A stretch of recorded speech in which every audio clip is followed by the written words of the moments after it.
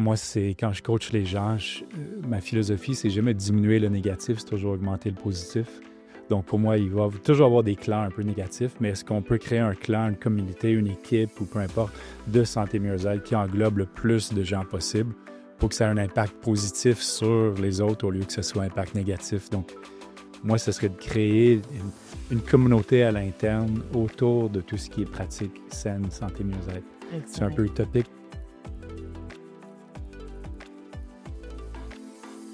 Bonjour, merci de nous retrouver sur ce prochain podcast qui réunit moi ainsi que quelques experts que nous avons prévus spécialement pour vous.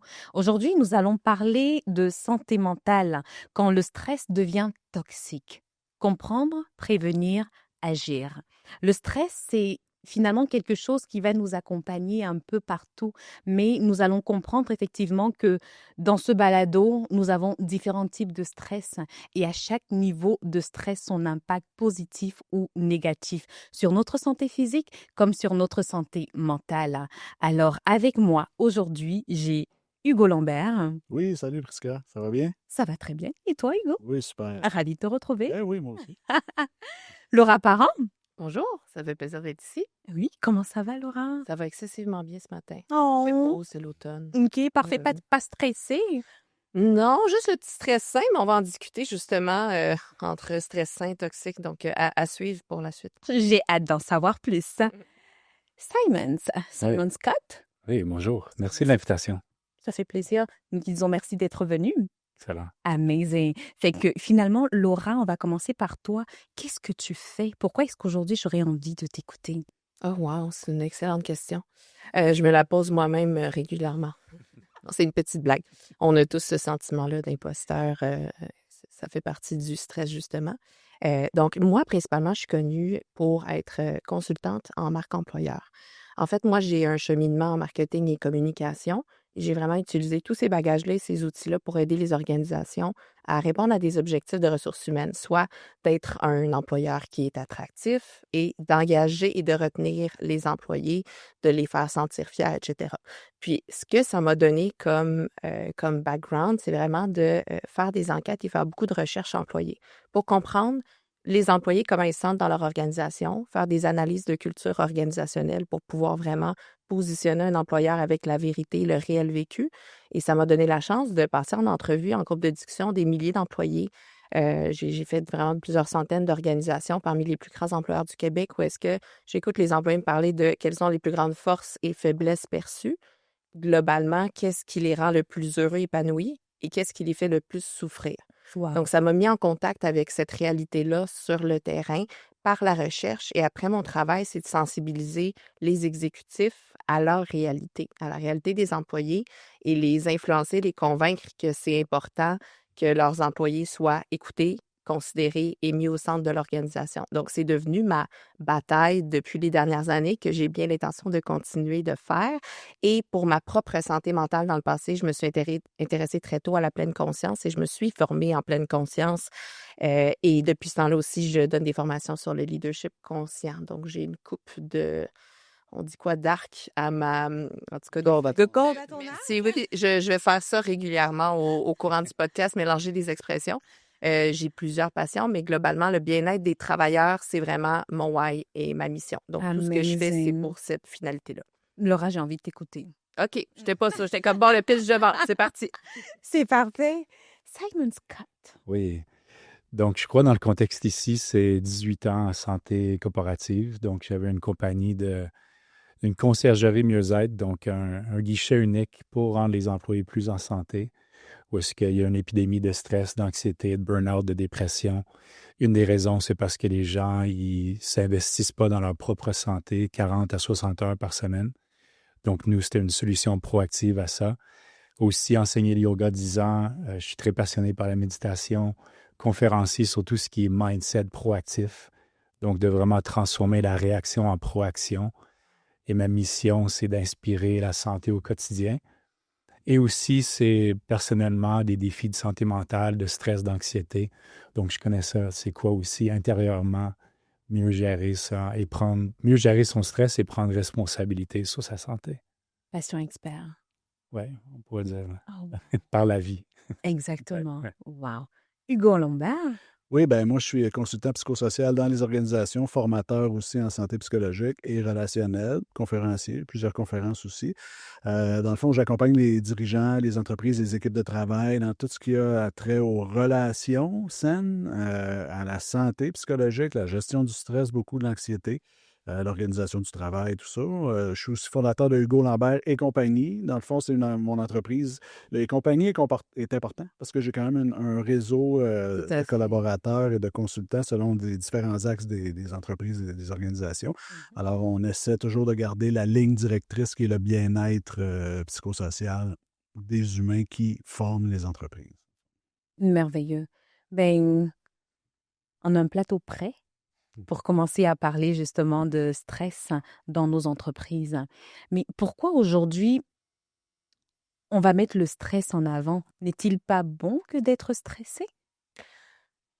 J'ai envie de commencer, si ça vous dérange pas. J'ai souvent présenté dans des rapports de recherche où est-ce que, bon, j'analyse la culture, j'écoute les employés parler et on mesure le niveau de stress pour voir à quel point il est sain parce que il y a des éléments que s'il y a des problématiques dans les organisations, on va pas dire fais ta marque employeur, va attirer d'autres employeurs, on va dire commence par prendre soin de tes employés aujourd'hui. Donc, c'est super important de mesurer ça. Et lorsque le stress est trop élevé, j'aime leur présenter une courbe normale. Exact. Où est-ce que je leur dis, ben, un certain niveau de stress améliore la performance. Un stress qu'on appelle sain, que j'aime étiqueter comme étant de l'anticipation et de l'excitation.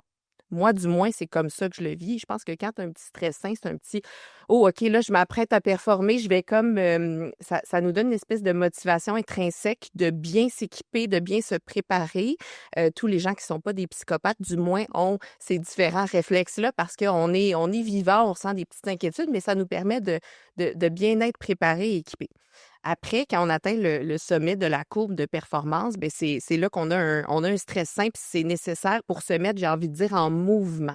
Parce que quand on est complètement neutre et c'est plus du détachement, de l'indifférence, et on ne peut pas performer à notre meilleur parce qu'on ne va pas se préparer suffisamment pour la performance. C'est comme ça que j'aime l'expliquer. Puis après, je leur montre l'espèce de décroissance de la courbe à partir de quand le stress devient toxique. Puis on va parler de qu'est-ce que ça veut dire, le stress toxique. Là, la performance, elle est dramatiquement en décroissance. Puis dramatiquement, pour pas dire presque absente, c'est une paralysie du lobe préfrontal qui est responsable de la logique, de la réflexion profonde, de la résolution de problèmes complexes. On est juste en mode survie. Puis, ben, tu sais, je vais l'expliquer dans d'autres mots, mais un peu, tu as une très belle définition, je trouve. Bravo, c'est le fun. Marketing. On vulgarise. Moi, je l'aborde souvent comme, bon, le stress, c'est un facteur biologique humain très normal, en réaction avec un stresseur externe, dans le fond, là. Notre corps réagit, notre cerveau envoie un signal à nos hormones qui, en passant, les hormones peuvent être un véhicule d'émotion aussi. Tout à fait. Et impactent nos pensées. Puis tu parlais du lobe frontal, c'est toutes nos composantes exécutives qui sont là. Il y a la gestion des émotions, il y a la gestion de tout l'ensemble de l'œuvre, de nos communications, de comment on gère notre réponse au stress aussi. Donc ça, c'est impacté automatiquement, mais chacun le vit différemment. Puis selon les circonstances, il y a des niveaux de tolérance au stress, puis il y a des niveaux de chronicité aussi dans lesquels on essaie de ne pas tomber. Tu sais, Tout à c'est comme ça que je le vois, moi. Tout à fait. Ouais, comme tu disais, je crois que le stress peut être très, très bien. C'est quand on met des histoires autour du stress qui nous apportent dans le passé, dans le futur, dans le jugement, sentir inférieur, supérieur. Puis, dès qu'on revient au moment présent, c'est là qu'on reprend notre force. Et c'est là que c'est quand même assez puissant. Tu sais, une respiration consciente, la gestion de notre respiration, c'est la gestion de notre cerveau. Puis on respire 20 000 fois par jour. Par contre, quand je vois en entreprise, je vois que les gens sont complètement déconnectés de leur réaction, de leur respiration, donc complètement déconnectés de leur corps. Puis ils sont pris, c'est comme des petites bombes de retardement parce que l'adrénaline monte, cortisol monte, ils ne bougent pas assez, ils sont assis 8 à 12 à 15 heures par jour. Ils n'évacuent pas ce stress-là. Il suffit Puis on se juste d'un demande... petit stimuli Ouais. pour que... Une respiration ou bouger. Une des priorités du cerveau, c'est de faire bouger le corps. Donc, quand tu ne bouges pas après 20 minutes, tu retournes dans les circuits primitifs du cerveau. Tu es moins connecté aux fonctions exécutives. Tu n'es plus vraiment humain. Tu es rendu un lézard devant l'écran. Nos yeux, on cligne moins des yeux en Amérique du Nord parce qu'on regarde tellement les écrans. Les 6 muscles autour des yeux sont fatigués. Le cerveau est fatigué. Le système nerveux est fatigué. Puis c'est tellement simple, on doit juste revenir à respirer, bouger quelques minutes par heure pour reconnecter notre potentiel. Tout à Et on ne le fait. fait pas. C'est ça qui Tout est à fait. incroyable. Mais là, tu as parlé justement de respiration pour évacuer ce stress-là. Mais pour les personnes justement qui n'arrivent pas à avoir ce tools-là, cet outil respiratoire qui emmagasine cette pression, ça fait comme une surcharge au-dedans de soi.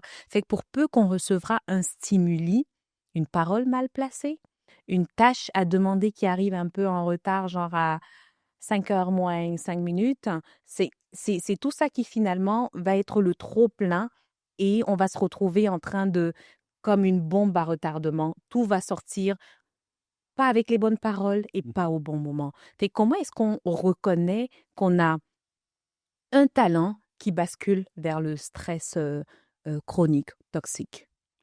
Plusieurs symptômes, je te laisse Ouais. choisir. En fait, moi, je voulais commencer de la manière la plus accessible et relatable possible, si je peux me permettre, parce que j'ai vécu, moi, la semaine dernière, du stress toxique et ça fait des années que je ne l'avais pas vécu parce qu'évidemment, j'ai appliqué mes propres outils. J'ai Exact. essayé de m'améliorer dans la vie là-dessus, mais évidemment, je ne suis pas parfaite. Et j'ai pu observer moi-même mon corps et mon esprit passer d'un état de stress sain à laquelle j'ai l'habitude avant de parler en public, comme ce genre d'événement-là. J'ai des petits papillons d'excitation, encore une fois, anticipation, excitation, et je suis capable d'être Tout à dans le fait. moment présent. Mhm. J'ai envie de vivre l'expérience. Je suis pas en train de penser à j'ai hâte que ça soit fini. J'ai hâte que je puisse passer à autre chose. C'est pas désagréable. C'est comme de la gratitude même d'être ici. Donc là, on est dans du stressant à laquelle j'ai l'habitude. Et la semaine dernière, je donnais ma première conférence à l'international que j'avais mis sur un piédestal, que puisque c'était mon rêve depuis des années, Ton scénario. je me suis bâti une espèce d'histoire. C'est devenu une espèce de... fait que oui, il y avait énormément de pression que je me suis mis autour de cet événement-là. C'était en anglais, j'étais en décalage horaire, un événement international, vraiment quelque chose qui m'impressionnait moi. Et là, ça me fait penser quand tu parlais de l'insécurité. Je suis passée de je ressens un stress physique qui est fort, je peux pas manger. Je veux que l'événement soit passé. Je veux plus le vivre. Je veux que ça soit passé. Je veux que ça soit terminé. Et pourtant, ça fait des mois que je rêve de ce moment-là. Ouais. Et je suis passée à... je lis beaucoup je remets en doute mes compétences. Je me trouve poche. Je suis insécure. Là, ça vient affecter mon estime de moi, là. Exact. Donc là, on est passé à des histoires qui sont vraiment, vraiment désagréables. Pensez-vous que j'ai eu du fun pendant ma conférence? Pas du tout. Ouais, ça. Zéro. C'était horrible. Ça a gâché complètement mon moment et je vous dis qu'après, là, c'était encore pire. C'était une espèce de... On n'a plus une vision de la réalité, en fait. On ne voit plus du tout les faits comme étant des faits. On porte des lunettes complètement brouillées. On s'imagine qu'on est une version vraiment pire de nous-mêmes, que notre performance a été vraiment inférieure à la réalité. Parce qu'après, le retour que j'ai eu, le feedback que j'ai eu était complètement différent que ce que moi, je m'étais imaginé. Moi, j'avais l'impression que je m'étais plantée complètement, que j'avais bégayé. Pourtant, après, il y a des gens qui ont dit « OK, c'était notre atelier préféré. » J'étais comme « Je sais pas qui vous avez vu, mais ça devait être une version autre de moi. » Donc, je pense qu'une perte de la réalité, le fait que ça devient désagréable et qu'après, ça affecte vraiment notre estime de soi et notre mood. Là, on sait que ça va devenir que c'est toxique. Là. J'ai le goût de rebondir sur ce que tu dis parce que dans les conférences ou dans les accompagnements qu'on fait, on en parle souvent, ça s'appelle des biais cognitifs. Oui. C'est vraiment ça, c'est que quand le stress devient de l'anxiété, bien, l'anxiété, la différence avec le stress qui est une réaction physiologique normale, c'est que l'anxiété, c'est un scénario, c'est notre cerveau qui nous joue des tours. Puis là, il compose une réalité qui vient générer à l'intérieur de nous des émotions qui sont vraiment désagréables. Et là, on peut s'ancrer là-dedans et spinner dans notre scénario, et ce qui fait en sorte qu'on a après ça des symptomatiques physiques. Donc, puis plus on se maintient dans ce type d'anxiété, de scénario-là et de stress, plus les organes vont finir par être impactés. Et là, on parle de digestion, on parle de respiration, on parle de maux de tête, de maux de dos, il y a plein de choses, de manque de souffle même, ça peut aller jusqu'aux crises de panique. Et pour rebondir sur ce que tu as dit, la première chose qu'on fait chez les individus en suivi, c'est de les reconnecter à eux-mêmes. Ce que tu fais super bien, c'est exactement ça, je crois, qui est la clé. Le monde ne sont pas habitués de se ramener à soi, puis de respirer, de sentir ce qui se passe dans leur corps, parce que cet indicateur-là, c'est le premier indicateur de savoir si tu es dans une période de stress chronique ou non. Toi, tu as l'air de bien le faire. Bravo. J'ai dû apprendre à la dure. Oui, c'est ça. Mais de l'expérience. Mais du coup, Simon Scott, comment à ce niveau-là, on va utiliser la respiration comme un outil? Et tu sais, donc je parlais tantôt les 20 000 respirations. C'est assez incroyable. C'est le meilleur ami du diaphragme, c'est le cœur. Donc les 20 000 respirations dirigent les 100 000 battements de cœur qui ensuite communiquent avec tous les systèmes dans notre corps. Donc, dès que notre respiration est incohérente, stress, anxiété, peur, ce que tu as vécu, c'était horrible. Oui, on pourrait dire. c'est J'ai déjà vécu ça plein de fois, c'est horrible. Parce que ma respiration était en mode réaction. Donc, tous les systèmes dans mon corps étaient en mode réaction. Donc, je retourne en mode primitif. Dès que je prends une respiration consciente, ça calme le cœur. Puis, au lieu que ce soit le mental, surtout primitif, qui dirige les battements de cœur, c'est le cœur qui dirige le mental. C'est le cœur qui dirige les systèmes dans notre corps. Beaucoup plus de sagesse, beaucoup plus de mode réponse au lieu de réaction. On retourne dans les fonctions exécutives, puis on prend des meilleures décisions. Donc, c'est aussi simple que ça. Puis je l'ai expliqué depuis 18 ans en entreprise, puis je pense que c'est trop simple, juste revenir à sa respiration.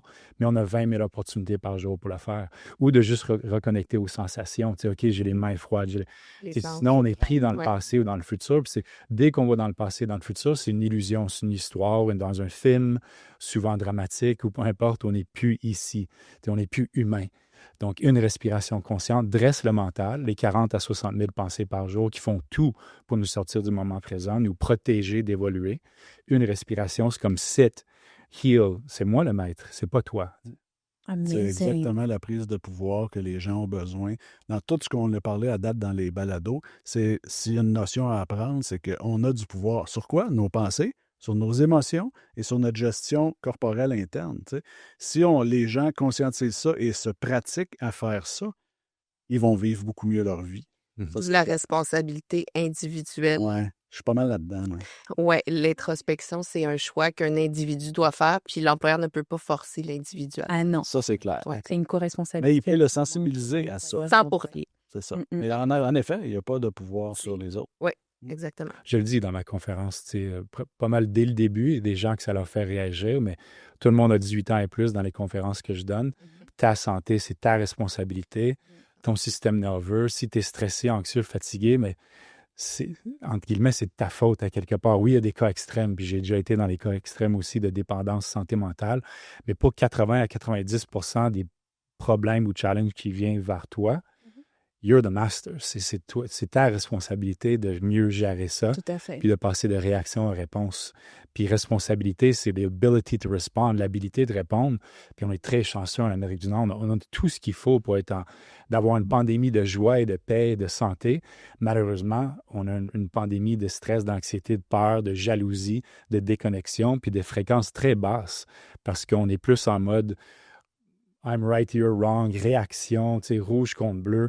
Puis il est temps vraiment qu'on atteigne un autre niveau de conscience puis de conversation pour trouver des solutions qui vont vraiment servir les prochaines 7 générations, et pas juste les prochains 4 ans. C'est urgent qu'on fasse ça.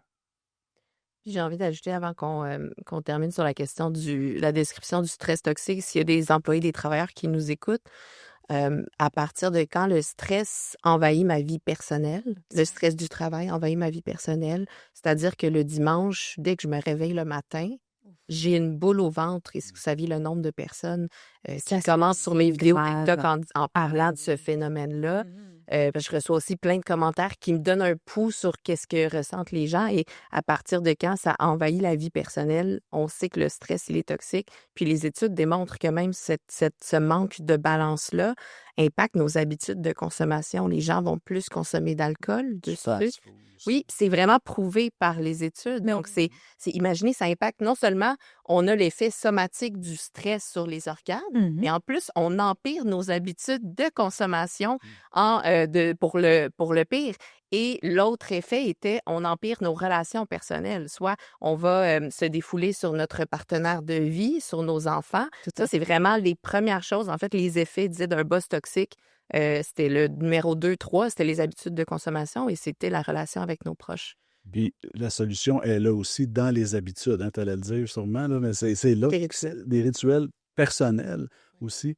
C'est là que ça prend tout son sens. Si on ne modifie pas nos façons de faire, nos façons de penser, de gérer nos pensées, de gérer nos émotions, on n'y arrivera pas. On va se maintenir dans ce stress qui est toxique là aussi.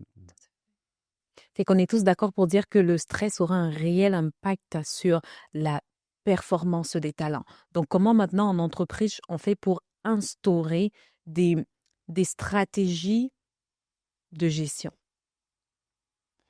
Et le mot rituel, pendant 18 ans, je voulais, puis c'était un peu une de mes missions, c'était chaque rencontre de commencer avec 3 respirations conscientes pour créer cette cohérence entre chaque personne qui est là. Nos battements de cœur peuvent être sentis de 2 à 3 mètres autour de nous. Si moi, je suis en cohérence, je peux impacter ta cohérence aussi. Tu sais, la science, elle commence à démontrer ça. Alors, c'est vrai, ton incohérence? Si on est cohérent, on est la cohérence, ça n'a pas mort quand même. Mais c'est sûr que l'incohérence peut nous affecter. Par contre, si on commence une rencontre, tout le monde est cohérent. C'est certain que la culture va devenir plus cohérente, nos décisions vont devenir plus cohérentes. Donc, de trouver des rituels simples, accessibles, 1 minute, 5 minutes, 10 minutes. On faisait des pauses santé en entreprise juste pour bouger les 24 vertèbres mobiles, sortir de la maladie d'être assis. Puis on le voyait, les gens, on finissait avec 10 jumping jacks, des high five, and you're back. Tu sais, c'était aussi simple que ça. À bord de 10 minutes sur les 1440 minutes dans une journée. Même pas 1% de ta journée. Si on passe ces 10 minutes-là, il y a un grave problème dans l'entreprise. Tu sais. Oui, vraiment d'accord. Moi aussi, dans les rituels, on parlait dans les autres balados de tout le dialogue, la communication, avoir des espaces aussi pour parler de ça, de prendre son pouls, de prendre son baromètre de stress et utiliser de la flexibilité des organisations et des gestionnaires pour permettre aux employés des moments de retour vers soi, de canalisation. Moi, j'utilise beaucoup la musique, je suis musicien, fait que ça peut être un temps de musique, simplement d'écoute musicale. L'art aussi, c'est un très bon moyen de canaliser. Non? J'adore quand tu parles le mot dialogue, parce que pour moi, il faut ouvrir le dialogue. Ce que je remarque dans les organisations, c'est qu'il y a énormément d'évitement. Je pense que c'est le pattern le plus commun que j'ai observé dans toutes les cultures organisationnelles. C'est cet évitement-là de tout ce qui peut sembler être négatif. Ce qu'eux voient comme étant négatif, ce que moi, je vois comme étant la réalité, la transparence, l'état d'esprit des gens ou la santé mentale des gens. Si ça ne va pas bien, si on vit de l'adversité dans l'organisation, si les employés ont des difficultés, s'il y a des contraintes qui nous viennent de l'externe, je travaille beaucoup pour des entreprises gouvernementales, on a des contraintes, on a des coupures de budget.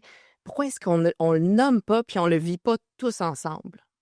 Et là, ce qu'ils vont faire, c'est qu'ils vont éviter de dire non, tout va bien. On va mais les employés le vivent, sont sur le terrain. C'est les premiers à vivre l'adversité, à vivre la difficulté, à vivre la souffrance. Et là, ce qu'on fait, c'est qu'on invalide leur ressenti. J'ai une question parce que je trouve ça vraiment pertinent. Tu ne trouves pas que même dans la formation des gestionnaires ou des leaders, on a ça? Non, il y en a bien. Il n'y a pas cet esprit-là de développer son sens politique qui vient nommer les choses sans les nommer. Mais ça a l'effet inverse. Justement, tu n'assumes pas, puis tu n'assumes pas l'authenticité que tu es, donc ça impacte ton staff. En fait, ils apprennent en reproduisant les comportements de leur propre patron. Exact. Et c'est là où est-ce que je dis toujours que ça part d'en haut, puis pas d'en haut le middle manager, en haut les hauts dirigeants. Exactement. Parce que le middle manager, il y a un boss, puis il doit reproduire les comportements de son boss. Il n'y a pas le choix, c'est un mécanisme de survie. Même inconsciemment, on veut appartenir à un groupe, être accepté. Puis en plus, c'est notre emploi. On veut garder notre emploi, on veut plaire à notre boss. Donc, inconsciemment, on va reproduire ces différents comportements et mentalités puis je le vois au quotidien, là, « Ah non, ça, tu sais que mon boss, il va pas aimer ça, c'est trop négatif, on dit trop les vraies choses.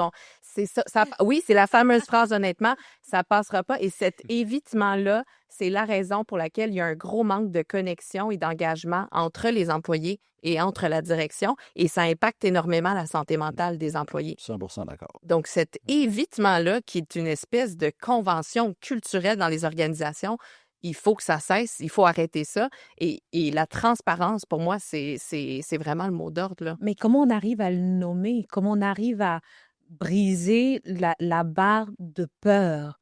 Mais ça, c'est un travail personnel, un peu de gestion, là, je veux dire. Oui, mais il faut les sensibiliser, les hauts dirigeants. C'est ce que je fais dans tous mes mandats quand je leur expose la réalité de ce que les employés disent. Et des fois, c'est des verbatims assez... j'aime bien montrer les vraies paroles des employés pour frapper l'esprit, là. J'aime bien leur amener les choses, mais l'objectif, c'est que je veux pas qu'ils mettent leur mécanisme de défense, Oui, leur mur. Donc, il y a une manière de le faire. Mais si je leur dis, vous avez intérêt à voir la réalité, moi, je vais vous dire les choses comme elles le sont.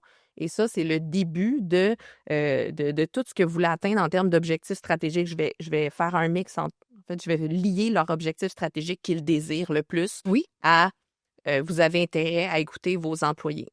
Donc, c'est... Ben, ce que j'allais dire, puis je vais expliquer pourquoi, c'est en anglais, vulnerability is the new sexy, un peu, je trouve. Ouais. Puis je crois qu'il est temps, exemple, moi, j'ai fait 4, quand même, grosse dépression. J'étais très gêné de ça, 4 fois médicamenté. J'ai connu la noirceur. Je m'en suis sorti à 4 reprises. Puis depuis la pandémie, j'en parle parce que je vois les statistiques, surtout les hommes qui se suicident et tout, tu sais, midlife, un peu comme moi. Puis depuis que j'en parle, c'est incroyable le nombre de gens qui m'en parlent, puis la puissance aussi qui est venue de là. Donc, je crois que les leaders de se sentir qu'ils doivent être parfaits et tout, c'est vraiment une illusion. Puis ils savent, les employés, ils savent qu'ils vivent du stress, ils savent qu'ils vivent d'une anxiété. Donc, si les leaders peuvent être un peu plus vulnérables, un peu plus humains, je crois que ça va créer vraiment une réponse, une conversation, un dialogue autour de ça, puis le rendre moins tabou, puis même qu'une puissance derrière ça. Maintenant, je me sens beaucoup plus puissant que je ne retournerai jamais dans mes dépressions et tout, mais la force que j'ai d'avoir passé à travers ça, mon mindset, finalement, m'aide énormément. Donc, si ça peut partir d'en haut, cette conversation-là, to empower underneath, c'est puissant. Ça serait incroyable. La différence que ça ferait instantanément serait incroyable. J'ai Tu des ouvres frissons. Oui, Ouais. puis ce que tu as dit, ce que tu as nommé de je suis plus fort après, c'est de la résilience. C'est ça. De transformer ça, de commencer par la vulnérabilité, puis de dire, nous, on a un mindset de résilience dans l'organisation. On prend l'adversité, puis on la fête ensemble. Ouais. Ça, c'est motivant pour des employés. Ah oui, c'est la co-construction de la c'est ça. solution, là, vraiment, c'est ça. Puis moi, tu sais, comme modèle aussi de ce qui s'en vient beaucoup, puis qu'il y a beaucoup, c'est le courage managérial. Ça en est, ça. C'est comment utiliser ton authenticité, ta vulnérabilité pour leader et manager ton équipe. Et puis, tout le monde a intérêt à faire ça, mais c'est sûr que c'est déstabilisant parce qu'on n'est pas habitué d'être dans ces mécanismes-là d'ouverture à l'autre, de dialogue, de dire, moi, je me sens comme ça, j'ai telle émotion. Ça me met en colère quand je vois telle chose. Tu sais. Ça se dit, tu sais, c'est très simple, mais les gens ne sont pas habilités à le faire. Simple ne veut pas dire facile. Exact. Ça, c'est assez bien dit. Mhm, mhm. Comme on expliquait, on a la crainte de perdre sa job. Mhm. On a la crainte d'être rejeté, repoussé d'un groupe parce qu'on s'entend dans le milieu professionnel, on forme souvent des clans. Mais par rapport à ça, qu'est-ce que vous pensez des clans au milieu professionnel? Ah, j'ai beaucoup à dire là-dessus parce que j'avais envie de parler d'exclusion parce que les clans, ben, mettons, les clans est comme ça naît du phénomène de l'exclusion, là. C'est assez un produit fini, ça, c'est assez, je peux me permettre de dire. Parce que j'allais dire qu'une des sources les plus les plus fortes de stress, un des plus grands facteurs de détresse psychologique, c'est l'exclusion dans les organisations. Oui. C'est devenu le sujet que je parle le plus souvent presque parce que je réalise à quel point il y a beaucoup de gens qui souffrent de cette exclusion-là. Parce que finalement, l'opposé, c'est le sentiment d'appartenance. Oui, Exact. exactement. Puis c'est un besoin universel fondamental de tout être humain. Et c'est la chose qui amène le plus de détresse psychologique. Et je trouve qu'on n'en parle pas de cette exclusion-là. On parle juste d'intimidation à l'école. Moi, j'ai vécu l'intimidation à l'école et c'est peut-être pour ça que ça devient comme un message que j'ai envie de porter particulièrement parce que je me rappelle pas d'un sentiment pire, même pire que ma conférence la semaine dernière, que de manger dans les toilettes toute seule.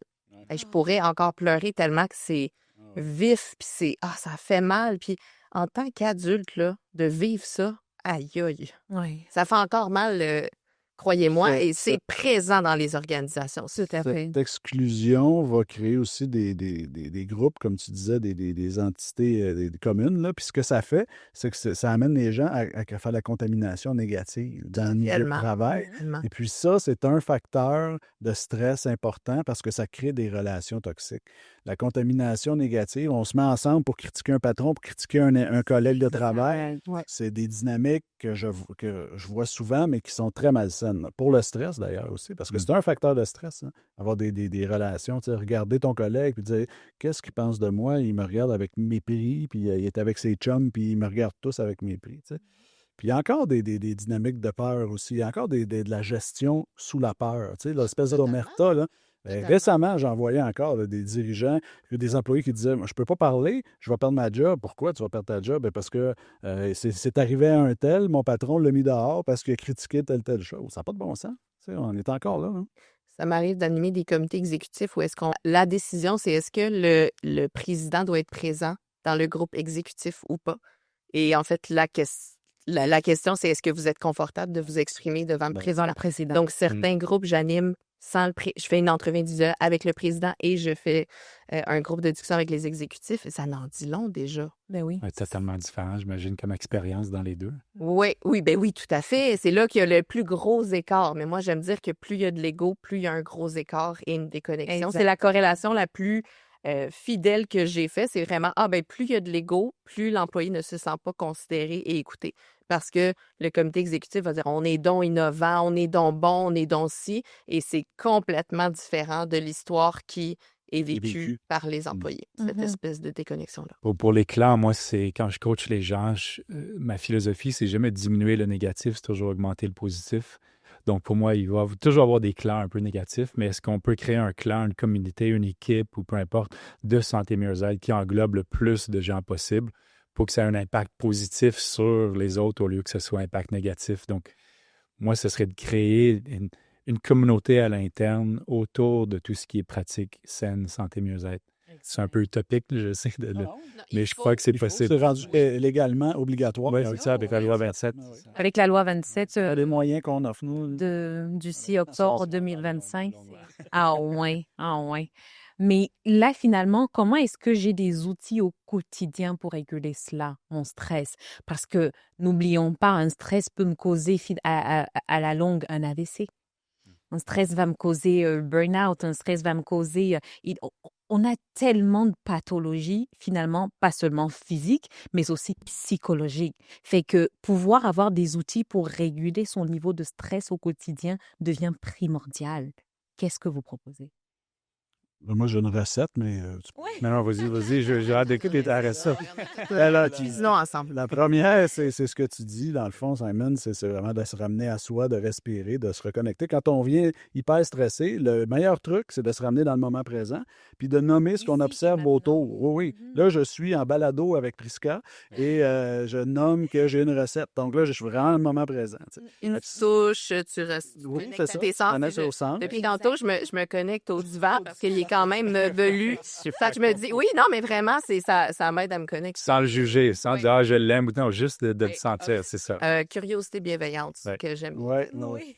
Ben, c'est ça. Puis après ça, il y a l'ouverture à à discuter de ce qu'on pense et valider ça avec d'autres. OK? Parce que quand on est dans des stress chroniques, on devient rigide sur le plan cognitif et on a l'impression que personne ne va comprendre, qu'on est seul là-dedans. On s'isole socialement aussi. Donc, si on est capable juste de s'ouvrir et dialoguer à l'autre sur ce qu'on pense et challenger cette pensée-là un petit peu, c'est déjà un bon pas aussi. Parce que veut pas, ça crée des biais cognitifs. On l'a dit tantôt, ton scénario de conférence. Après ça, quand tu as décanté, tu as dit, ouais, c'était plus ou moins la réalité, ça là. Mais si tu avais eu la chance de me parler juste avant de monter sur le stage puis de m'expliquer tout ça, peut-être que je t'aurais dit, peut-être que c'est un peu intense, ce que tu penses. J'aurais tellement aimé que tu sois là avec moi. J'étais toute seule. Non, mais ça, c'est une autre affaire. J'étais toute seule, j'avais personne, tu sais. Donc, j'étais juste moi-même avec mon petit hamster. Donc, comme tu dis, là, la validation, puis surtout quand on a un support système qui est sain, là, avec des gens qui ont des bons réflexes, parce que c'est pas toujours le cas. C'est super cool, ça. Ben, c'est les deux principaux. Après ça, Fait que c'est de mettre en s'ouvrir pratique aussi, dans les habitudes de vie. s'ouvrir aussi aux autres, c'est super. Mais si vous avez finalement quelqu'un qui a une personnalité plutôt fermée, fait que m'ouvrir aux autres, pour moi, c'est un signe de faiblesse.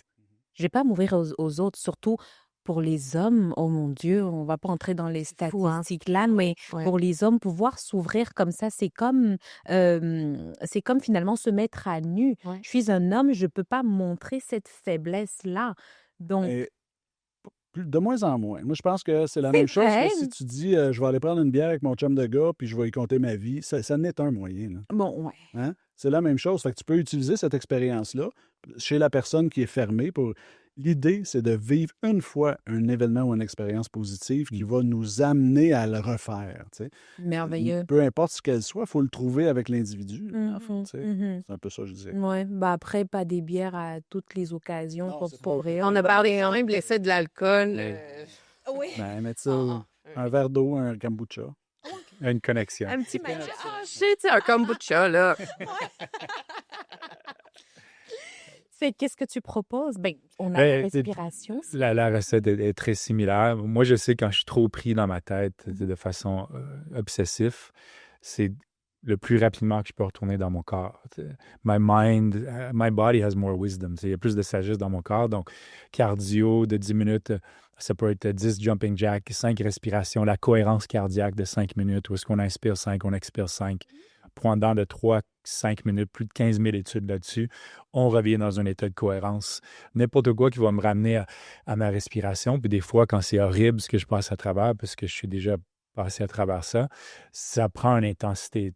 Ma conscience, ma discipline doit dépasser ma conscience. Quand je suis trop pris dans la tête, je suis comme, OK, bon, je dois augmenter ma discipline. Je suis quelqu'un de très discipliné parce que maintenant, c'est mon antidépresseur. Mes pratiques, c'est mes antidépresseurs. Puis Amazing. tranquillement, on vit une vie avec des petites habitudes. On construit une vie parce qu'à la source de la pandémie en ce moment de malsanté, Tout à c'est fait. des modes de vie malsains. Mais à la source des solutions, c'est des modes de vie sains, puis ça veut dire des habitudes saines qui commencent par des recettes simples. Ouais. Mais du coup, le breathwork, c'est finalement un super bel outil. Il y en a de plus en plus, c'est vrai. Mais là, par exemple, j'aimerais faire référence à The Retreat App, fondée par Ash Moraka, avec qui finalement nous sommes collaboratrices.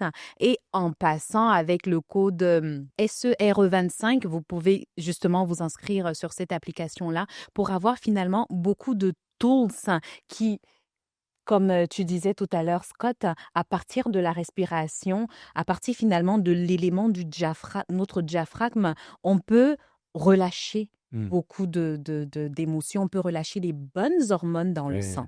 On connecte avec notre pharmacien intérieur. On peut changer la chimie de notre corps en dans 1 minute, 3 minutes, 4 minutes, 5 minutes. Alors, ça nous fait beaucoup de cuisiniers. Oui, hein, C'est de bien-être. il y a une chose importante dans la gestion du stress et de l'anxiété chez les individus. Il y a une seule façon d'aller mieux dans cette gestion-là, c'est de, identifier nos facteurs de stress et agir sur ces facteurs-là, que ce soit d'en parler, que ce soit d'aller chercher de l'aide, que ce soit de changer notre perception. Et ça, c'est la seule façon d'y arriver. On ne traite pas l'anxiété qu'avec des médicaments. On traite l'anxiété avec un accompagnement pour modifier ces facteurs de stress-là. Il faut agir dessus. Il faut se mettre en action. Il ne faut pas rester dans notre scénario. c'est exactement ce que j'allais ajouter. Parce que pour moi, si tu traites juste, on dit un peu traiter le symptôme, Ouais. ça va revenir. Ben oui. Parce que c'est un pattern, l'enjeu. Puis moi, ce que vous avez nommé, c'est ma première étape nécessaire qui est la pleine conscience. La pleine conscience a été l'outil nécessaire que même moi, pour mon propre stress, j'ai dû commencer par ça, qui est avoir conscience, awareness en anglais, là, premièrement, d'avoir ça, mais c'était pas suffisant pour moi. J'ai réalisé que la thérapie, le fait de comprendre d'où venaient mes pensées que Aller à la j'appelle cause. destructrices. Oui, exactement, aller à la cause. C'est plus Oui. des pensées limitantes. Oui, des pensées. Ah oui, moi, je dis destructrice, mon côté marketing qui est très dramatique, là. En fait, des pensées limitantes, mais qui me font du mal. Donc, c'est-à-dire que, premièrement, la plupart des gens réalisent même pas qu'ils ont des pensées qui leur font du mal. Donc, la première étape, c'est se connecter à soi, à son corps, etc. Et ce que moi, j'aime beaucoup faire qui change ma santé mentale, c'est vraiment de reprogrammer mes pensées. Donc, c'est identifier quelles sont mes pensées que tu nommes limitantes, que moi, j'ai même déjà nommées aggravantes, mais aggravent mon état initial, on pourrait dire. Chacun. Puis ces pensées-là nous viennent de notre passé, nous viennent de conditionnement, de notre enfance, de « je ne suis pas assez, ce que je fais, c'est jamais assez, j'ai pas le droit d'être vulnérable ». C'est plein de phrases comme ça. Puis là, ceux que j'ai nommés, c'est comme les plus communes, peut-être. Oui. Là, où j'ai juste de la valeur quand je performe, quand j'accomplis, quand j'ai des résultats. Donc, identifier ces pensées-là. Par la suite, j'ai eu besoin de les reprogrammer. C'était pas suffisant pour moi d'avoir conscience qu'elles existaient. Puis ça, c'est de la PNL. Donc, c'est de dire pour chacune de ces pensées-là, quelle est l'affirmation qui me fait du bien à la place pour venir changer la manière dont je suis fondamentalement programmée. Donc, j'ai changé le « I am not enough » par j'ai de la valeur juste en existant, juste en étant, j'ai le droit à la parole, ma voix compte. J'ai quelque chose à dire, je peux aider les gens, il y a pas trop je suis vraiment venue reprogrammer toutes mes pensées qui me faisaient du mal et donc les mêmes stress ne revenaient pas constamment parce que j'ai traité à la source les pensées qui me faisaient du mal. Beau chemin neuronaux, le neuroplasticité. C'est pour ça il faut répéter, hein, Ben oublions non, pas. il faut beaucoup Faut répéter. Ce qui est déjà fait, faut aller Enfin, moi, c'était des canyons, c'était pas des traces de cité, c'était riples. C'est des canyons. Ça. On commence à 30 ans, à 35 ans. Ça fait 30 ans qu'on a enfoncé les mêmes trous. Là. Exactement. Hey, là, merci De longtemps de beaucoup. ça, oui. Ouais. Autour d'une bière. Ouais. Du kombucha. Ou un matcha. Un matcha. Fait que finalement, Laura, Hugo, Scott, je voudrais continuer d'en parler, mais là, Le temps file. le temps file. Le stress, la toxicité que ça peut apporter ou, à l'inverse, l'impact positif que ça pourrait apporter, on pourrait en parler là toute une vie. Mais on espère qu'avec le fragment de conversation, de dialogue ouvert et sain qu'on a eu, qu'on vient tout juste d'avoir, vous pourrez finalement puiser à l'intérieur des outils pour prendre soin de vos émotions au quotidien. Comment finalement appréhender son stress? Ce n'est pas finalement de le refouler, mais lorsqu'on l'accueille avec les meilleurs outils, parce que le stress finalement vient être comme un signal d'alerte pour nous dire « Hey, tu sais, à ce moment, tu es un peu excité. Hey, en ce moment, tu commences à virer peut-être ou à tendre vers le burn-out. » Finalement, notre stress est à appréhender. Fait qu'on espère qu'avec la discussion qui vient de se dérouler, avec les différents cuisiniers qu'on a eus aujourd'hui, vous avez pu tirer de là différentes recettes, différents ingrédients pour mieux gérer votre stress au quotidien. On vous retrouve très bientôt dans les prochains balados. Merci. Merci beaucoup. Merci.